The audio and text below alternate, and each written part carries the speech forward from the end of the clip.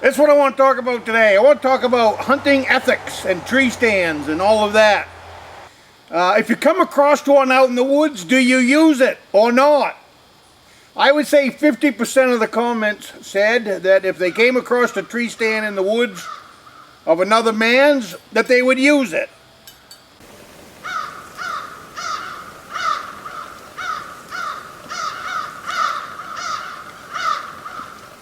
Well, good afternoon. My name's Tom. I come to you from the great state of Maine. Get yourself a cold drink, too hot for coffee. What are we going to talk about today? That's what I want to talk about today. I want to talk about hunting ethics and tree stands and all of that. I come across an article this morning and I read it because it grabbed my attention. It was about tree stands.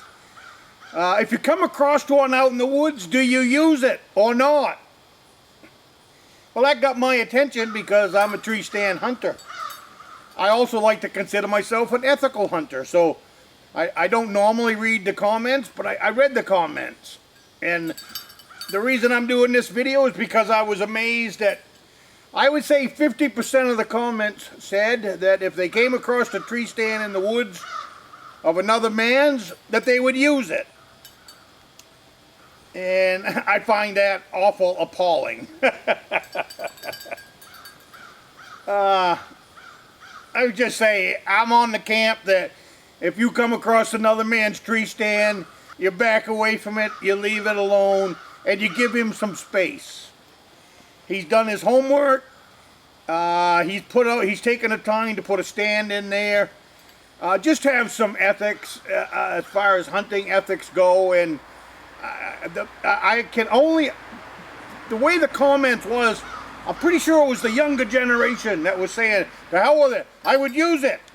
And I agree with that because I find most people nowadays extremely lazy. It takes a lot of work. It takes a lot of scouting to put in a tree stand. It just doesn't happen overnight. And if that's the stand that happened overnight, then you probably don't want to sit in it anyways. But I'm getting ready to build a tree stand right now. This will be the fourth tree stand that I put over at Beaver Creek. I don't put them out there for everybody to use. I put them out there, and this is why: leave a man's tree stand alone. It's not good to set in a tree stand every single day, or 3 days in a row, or a week in a row. That's not good. The way tree stands work the best is like, that old Jack in the Box up, I forget the name of it. They bump the head, that game, and then you hit one over here and you hit one over here. Well, to me, tree stands work the best when you got several, because then the deer doesn't know which one you're going to be sitting in. And if you got some clown coming through the woods with no hunting ethics at all, and he said, oh, look at that, there's a tree stand, I'm going to use it. Well, the man that put that in, he's sitting at home and he's thinking, oh, that stand's not being used today, so tomorrow afternoon will be a really good time to sneak in there and get up in my stand and surprise the deer. Little does he know that some lazy hunter has come in and used his stand. And I expect to get some odd comments in this one. But let's put it this way: if you leave me an odd comment like you're the lazy guy that's using that stand, that you have no morals. As far as in my world, you have no morals. You have no ethics when it comes to hunting, and you're exactly what hunting people don't need. Because you're exactly the same guy that will leave trash on the ground. You're exactly the same guy that will hunt posted property. You're probably the same guy that will shoot from a highway. You're in that camp of hunters. Especially in this state. There is enough deer in southern Maine that you shouldn't have any trouble at all getting your own deer, as well as even finding your own place to hunt. It's not that difficult. It's not that difficult here in the state of Maine. And you guys that have public land, as far as I'm concerned, the same thing flies. Just because you find a tree stand on public land does not mean it's public property. That falls under the same camp as, okay, you pull into a public parking lot and you leave your car in the parking lot with the keys in it. Well, it's your car, but you've parked it in a public parking lot, so under that mindset, it's okay for me to use that car. Just like you're saying, well, it's okay to use that tree stand. Another man put it out here, it's public land, so that means it's public property. It's no more public property than your private vehicle that's sitting in a public parking lot. It's absolutely ridiculous that some hunters think that it is okay to do that. It's not okay to do that. Period. That's just plain unethical. Do your own homework. Do your own research. And you don't know if that's a good stand or not. You know, leave the guy alone, for crying out loud. That's just when I read down through the comments, I just couldn't believe that 50% of the comments were from people that felt it was okay to use another man's tree stand. Oh my goodness, that's, you know, I don't know where we're going to head with this other than, because it's, you know, it's bad enough the crazy stuff that us normal people and hunters that have to put up with in this crazy world, that we ought to be able to go out and run a trap line, or like, I don't know what other people do. I have several tree stands. Like I said, I got 4 tree stands that sit over there on Beaver Creek, will be, after I get this next one built. I have 4 or 5 tree stands that are setting up at the Rustic log cabin. 1, 2, 3, I got 4 up there. 1, 2, yeah, 4. I got 4 stands that are up there. And that's the same thing if you come across the ground blind or anything like that. The man's come in and done his homework and put in some time. You know, I just can't say that enough. Leave him be. Leave him be. Leave him be. You know, it's no different than...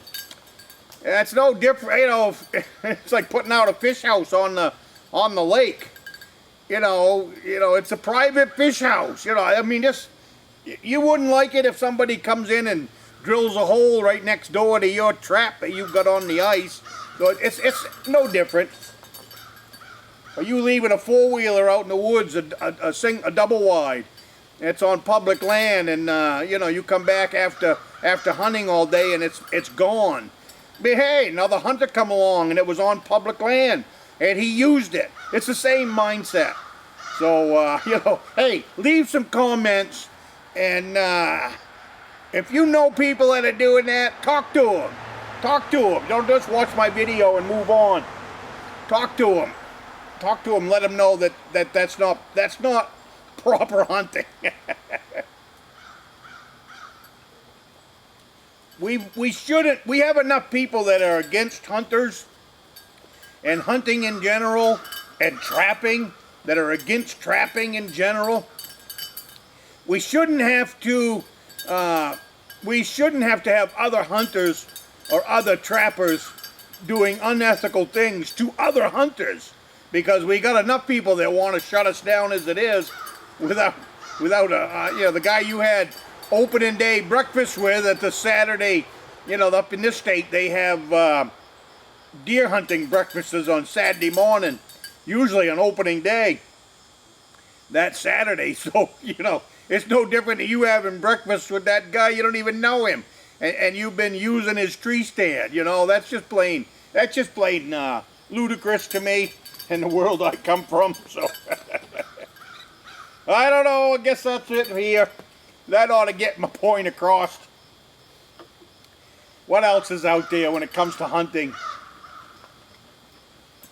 Yeah, you come across the man's camp. It might not look like he's been there for a while. Doesn't mean that it is, what's the word they like to use nowadays? Hey! I told you no digging. Ruby, she loves to dig holes, and she's right in front of the walkway. I knew she's up to no good. Hey, come back here. Come up here. Hey, anybody need a dog? This one I'm taking to the pound. She keeps digging dog holes. You stop that. Or you're gonna have to be an indoor dog. Stay up at the house. So, hey, let's wrap this up with what I've started. You guys might as well come along for the road. You might as well come along for the ride. I got all the materials picked up Friday to build one more tree stand over there at Beaver Creek. We call it a tree stand, but it's really it's a ice fishing shack setting up on top of pipe staging. So it makes for a really nice hunt shack. But this one is going to be a little different. This one is going to be heated. It's going to be 4 feet wide by 8 feet long. It's going to have windows all the way around. Some plexiglass windows that I picked up last winter for the fish house I built. And then I also picked up a bunch of bus windows. Last summer I picked up some bus windows for, school bus windows for $10 a piece. So we'll see whatever window's gonna work the best. I think the shooting side, I got this plexiglass window. Hey, I got a plexiglass window that's, I think they're 4 feet long, 36 inches by 10 inches. So that might go into what I call, gonna have the real good shooting area. Where it is going, the way the property line comes up around the swale grass, it comes up straight, then the tree line takes a really big jut in. So what the deer like to do is come down the edge, and then right there is a beautiful run that loops up because of that dog leg that comes out of the swale grass. And so I'm going to be setting off that about, I don't know, about 50 yards, I guess. We'll see. We'll see when we get over there and find out where the best ground's going to be. I scoured it the other, I've been all over that area. Where's the best place to put this in? And where I wanted it, I felt going to be too close, and all the shots would be a straight-on shot. So I kind of would like a straight-on side shot. So I'm going to try out in that swale grass and mix of trees to find a good level spot where I can set this thing up. And this is going to be, like I said, going to be a heated one. So that's different. I've never had a heated hunt shack, so we're going to see how that goes. I'm going to heat it with a buddy heater, just like the fish houses. And also, I'm going to try to set them windows up so I get southern exposure.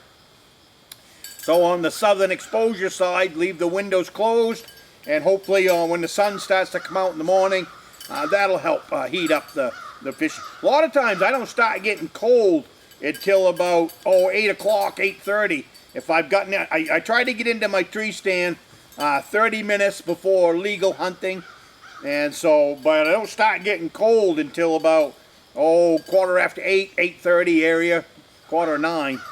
So it would be nice if the sun, I try to, even when I'm in other ones, let that sun beat on me, but it's, the sun rays aren't too powerful first thing in the morning. So, but if I can do that, then have some sun, heat that place up. I would like to think it would be more or less solar heat for most of the day, and then just have to light the buddy heater a little bit in the morning, take the chill off.